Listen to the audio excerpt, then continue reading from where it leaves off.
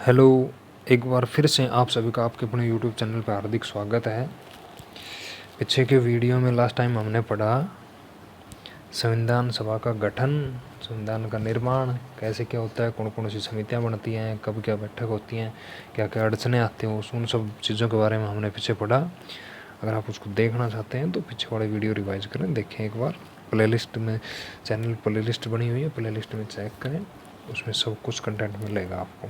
ठीक है, आज उससे आगे अपना चर्चा करते हैं। संविधान का निर्माण हो जाता है, संविधान बना दिया जाता है, तैयार कर दिया जाता है, 26 जनवरी 1950 को लागू होता है, 26 नवंबर 1949 को आंशिक रूप से लागू होता है।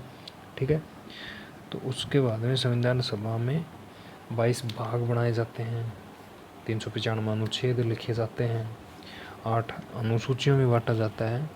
तो उन सब चीज़ों के बारे में आगे अब चर्चा करेंगे। तो सबसे पहले नंबर आता है संविधान के भागों के बारे में। संविधान में कितने भाग बनाए गए?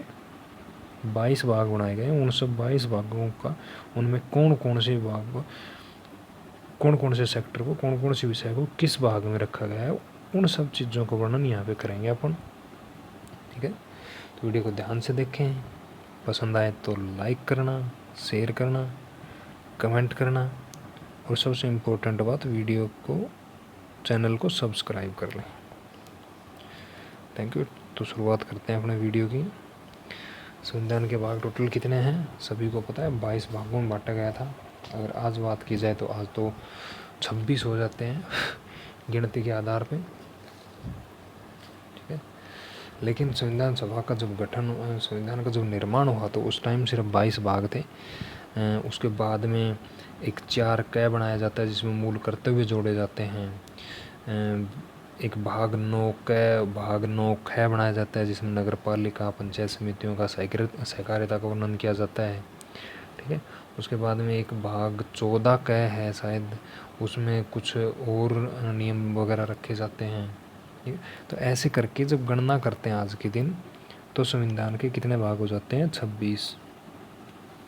अगर ये देखा जाए कि संविधान के निर्माण के समय, संविधान जब लागू हुआ उस टाइम कितने भाग थे? तो 22। ये चीज़ें ध्यान रखने की, इन चीज़ों को भी याद रखना है आपको। तो आगे देखते हैं कि जो संविधान का पहला भाग है उसमें क्या वर्णन, क्या लिखा गया है। पहले भाग में भारत संघ और उसके राज्यों का वर्णन है। भारत का संघ कैसे राज्यों के किस प्रकार से मिलने से कैसे क्या निर्माण होता है संघ का, उन सब चीज़ों के बारे में संघ भाग फर्स्ट में बताया गया है। भाग फर्स्ट में कौन कौन से अनुच्छेद आते हैं? आर्टिकल 1 से 4 तक 4 अनुच्छेद भाग फर्स्ट में आते हैं, संघ और राज्यों का वर्णन है जहाँ पे। उसके बाद में भाग 2 है। भाग 2 में नागरिकता का वर्णन किया गया है कि किन किन को भारत में नागरिकता मिलेगी, किन को नहीं मिलेगी, दोहरी नागरिकता, एकल नागरिकता, कैसे क्या, सब कुछ उन सब चीज़ों का वर्णन भाग 2 में किया गया है। आर्टिकल 5 से 11 तक वर्णित हैं ये चीज़ें। ठीक है, भाग 3 में मौलिक अधिकार, भारतीय नागरिकों को मौलिक अधिकार दिए गए। दुनिया में सबसे पहले यूएसए ने अपने नागरिकों को दिए थे 1791 में। भारत में भी इनकी मांग उठी, सरदार वल्लभ भाई पटेल जी के द्वारा मांग की जाती है और भारतीयों को भी मौलिक अधिकार मिलते हैं। उन सब मौलिक अधिकारों को संविधान में भी जोड़ा गया। ठीक है, संविधान में 7 मौलिक अधिकार थे, वर्तमान में 6 बचे हैं। ठीक है, तो जो ये मौलिक अधिकार थे इनका वर्णन किया गया संविधान में अनुच्छेद 12 से 35 तक भाग 3 में। ठीक है, अगला भाग 4 आता है। भाग 4 में क्या है? नीति निर्देशक तत्व, भारत की फॉरेन पॉलिसी, पशुओं से, पशुपालन से, कृषि से रिलेटेड अपने जो भी नीति निर्देशक तत्व हैं जो आयरलैंड से लिए गए हैं, उन सब का वर्णन भाग 4 में किया गया है। आर्टिकल 36 से 51 के बीच में, आर्टिकल 36 से 51 के बीच में नीति निर्देशक तत्वों का वर्णन किया गया है संविधान के भाग 4 में। ठीक है, भाग 4 के ये बाद में जोड़ा गया है। भाग 4 के जोड़ के उसमें मूल कर्तव्य बताए गए हैं भारतीयों के लिए, कि भारतीयों के कितने मूल कर्तव्य हैं? 10 मूल कर्तव्य हैं। ठीक है, ये 10 मूल कर्तव्य आर्टिकल, अब भाग जोड़ा है तो आर्टिकल भी जुड़ेगा, है कि नहीं? नॉर्मल सी बात है ये भाई, संविधान में अगर कोई भाग जोड़ा गया है तो आर्टिकल भी जुड़ेगा। तो आर्टिकल जब जुड़ता है, आर्टिकल है 51 का, और भाग कौन सा? 4 का। ये एक ये बात भी आती है कि मूल कर्तव्य कब जोड़े गए? तो मूल कर्तव्य जोड़े गए 42वें संविधान संशोधन के द्वारा 42वें संविधान संशोधन के द्वारा 1976 में होता है 42वां संविधान संशोधन। 42वां संविधान संशोधन 1976 में होता है, जो उसमें भारतीय नागरिकों के 10 मूल्य कर्तव्य बताए गए थे।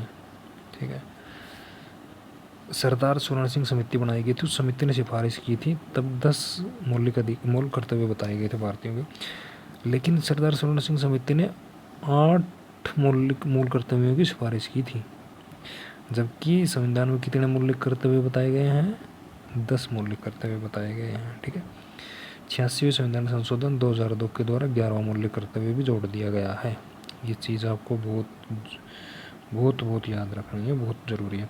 नीति निर्देशक तत्वों का वर्णन भाग 4 में आर्टिकल 36 से 51 तक।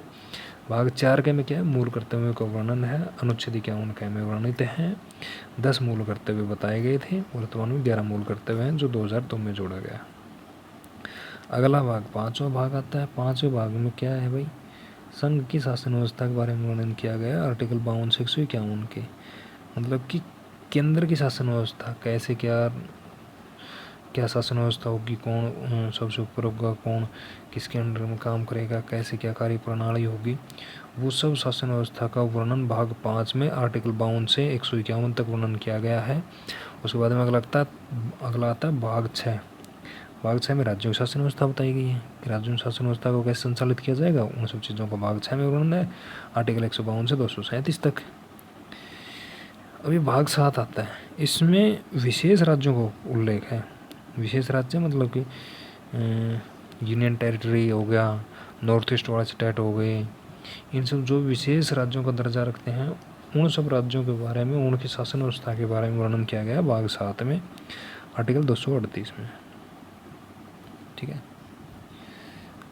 अगला भाग 8 आता है। भाग 8 में संघ का राज्य क्षेत्र बताया गया कि भारतीय संघ का राज्य क्षेत्र क्या होगा, कहाँ तक भारत संघ फैला हुआ है, कितना क्या उसका, कहाँ से कौन अतिक्रमण कर रखा है, किसने नहीं कर रखा, उन सब चीज़ों का वर्णन किया गया भाग 8 में। भारत के संघ राज्य क्षेत्र का वर्णन है भाग 8 में, अनुच्छेद 239 से 242 तक।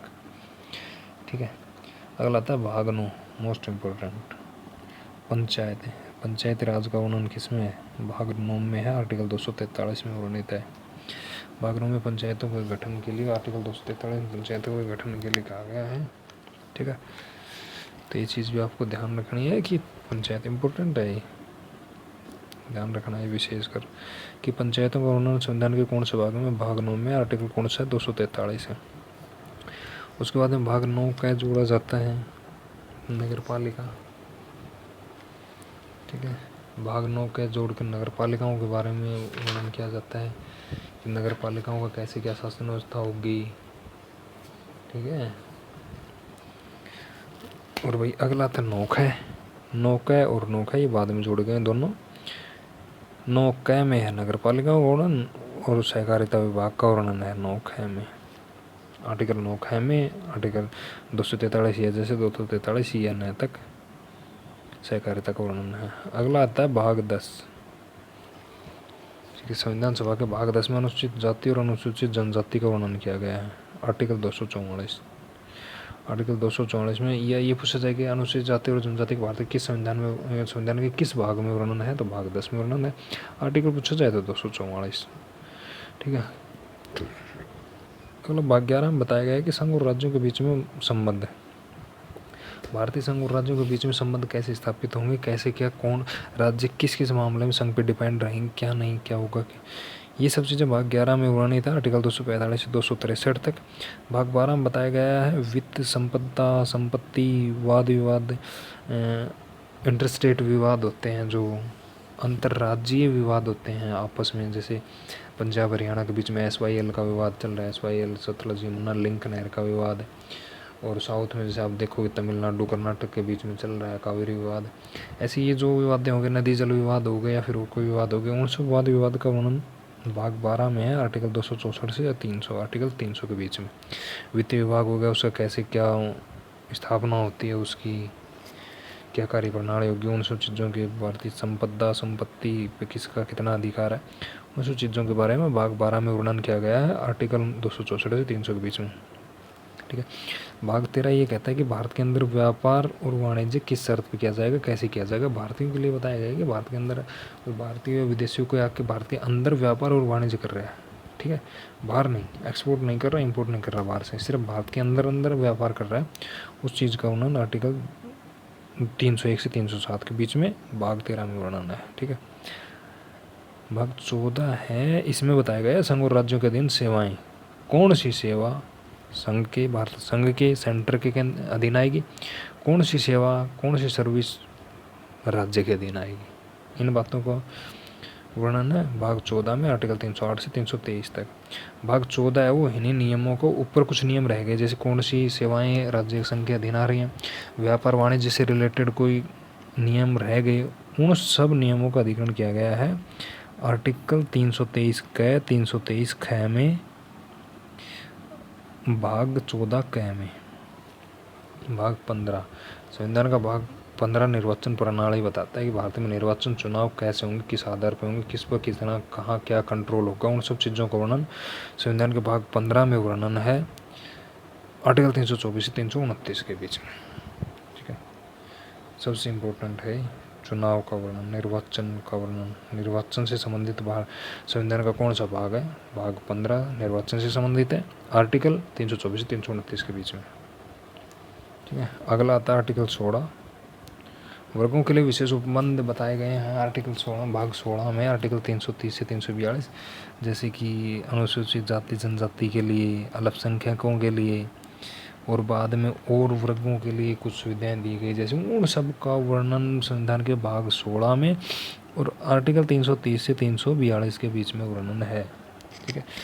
अब आती है राजभाषा, सबसे इम्पोर्टेंट है ये भी।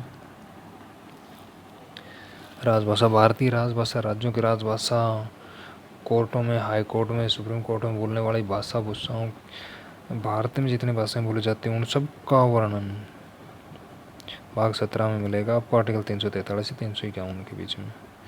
भाषा आयोग का गठन कैसे क्या, वो सब चीज़ें आपको मिलेंगी किसमें, संविधान के भाग 17 आर्टिकल 343 से 351 के बीच में। भाग 18 आता है आपात उपबंध, इमरजेंसी के लिए, कि कैसे किस आधार पर नेशनल इमरजेंसी लगेगी, कैसे किस आधार पर राज्यों में इमरजेंसी लगाई जाएगी, कौन से अनुच्छेद के तहत वित्तीय आपातकाल लगाया जाएगा, फाइनेंशियल इमरजेंसी लगाई जाएगी। ये सब चीज़ें आपातकालीन सेवाएं, सुविधाएं और आपात उपबंध है जो भी हैं वो भाग 18 में आर्टिकल 352 से 360 के बीच में वर्णित किए गए हैं, ठीक है। अगला आता है भाग 19। भाग 19 में प्रकीर्ण विशेष उपबंध, प्रकीर्ण विशेष उपबंध मतलब कि जो भी विशेष उपबंध किए गए हैं इमरजेंसी के टाइम में, या फिर संघ और राज्यों के बीच में संबंधों के बारे में कुछ जो जो विशेष उपबंध किए गए हैं वो सब भाग 19 में वर्णित है, ठीक है, आर्टिकल 361 367 के बीच में। अगर इसके बारे में ज़्यादा आपको जैसे अनुच्छेद पढ़ाएंगे ना, अनुच्छेद पे जब आएंगे, अनुच्छेद का चैप्टर जब लेके आएंगे तो उसमें अच्छे तरीके से बताया जाएगा इसमें, ठीक है। अभी अपना फोकस भाग पे होना चाहिए, अपना फोकस भाग पे कि प्रकीर्ण विशेष उपबंध किस भाग में होने, तो भाग 19 में आर्टिकल 361 367 के बीच में। भाग 20 संविधान संशोधन की कार्यप्रणाली बताता है, ये इम्पोर्टेंट है, इसको भी ध्यान रखना है आपको। आर्टिकल 368 में, आर्टिकल 368 संविधान संशोधन की कार्यप्रणाली बताता है, ठीक है। भाग 20 संविधान का भाग 20 हो संविधान संशोधन के बारे में बताता है कि संविधान संशोधन कैसे किया जाए, कब किया जाए, क्यों किया जाए। भाग 20 हो राज्यों के लिए स्थायी विशेष उपबंध बनाए गए हैं इसमें, जैसे कि इसमें वो आते हैं जम्मू कश्मीर को विशेष राज्य का दर्जा दिया गया, नॉर्थ ईस्ट वाले स्टेट को जैसे विशेष राज्यों का दर्जा दिया गया, यूनियन टेरिटरी बनाई गई, कुछ ऐसे इनका। इन सब चीज़ों ये कैसे और क्यों बनाए जाते हैं, क्या क्या इनकी शर्तें होंगी, उन सब टर्म एंड कंडीशंस का और इनके अस्थायी विशेष जो उपबंध हैं इनके नियम कानूनों का सब का वर्णन भाग 21 में है, ठीक है। आर्टिकल 369 से 392, 370 के बीच में आ गया ना, 371 नॉर्थ ईस्ट के स्टेट में, 371 एबैसद जगह लगी थी वो सब चीज़ें, तो उस चीज़ से आप इसको जोड़ के भी ध्यान में रख के भी आंसर कर सकते हो। कि भाग 21 में राज्यों के मध्य असर्वसुष उपबंध का वर्णन किया गया आर्टिकल 369 से 392 के बीच में। ठीक है, भाग 22 है संविधान का लास्ट भाग है ही, भाग 22। इसमें संविधान का संक्षिप्त नाम, शॉर्टकट नाम लिखा गया है इसका संविधान का, उसका प्रारंभ की कहाँ से संविधान शुरुआत होता है, हिंदी में वर्णन संविधान का, वो सब चीज़ें संविधान के भाग 22 में वर्णित हैं आर्टिकल 393 से 395 के बीच में। इसी के साथ भाग चैप्टर पूरा कंप्लीट होता है। संविधान की 22 भाग थे, पूरे हो गए। तो संविधान निर्माण के समय कितने भाग थे? 22 भाग होते हैं। संविधान जब लागू होता है तो उस टाइम कितने भाग थे? 22। वर्तमान में कितने हैं? 26। ये दोनों चीज़ें बहुत याद रखने, और बाकी भागों के बारे में आपको वर्णन कर दिया गया, आपके सामने बता दिया गया है। तो वीडियो को ध्यानपूर्वक देखने के लिए धन्यवाद। वीडियो पसंद आया तो लाइक करें, शेयर करें, चैनल सब्सक्राइब करें, वीडियो पे कमेंट करें, अच्छा लगा बुरा लगा जो भी बात है मुझे बताएं। आपकी बहुत बहुत कृपा होगी। धन्यवाद।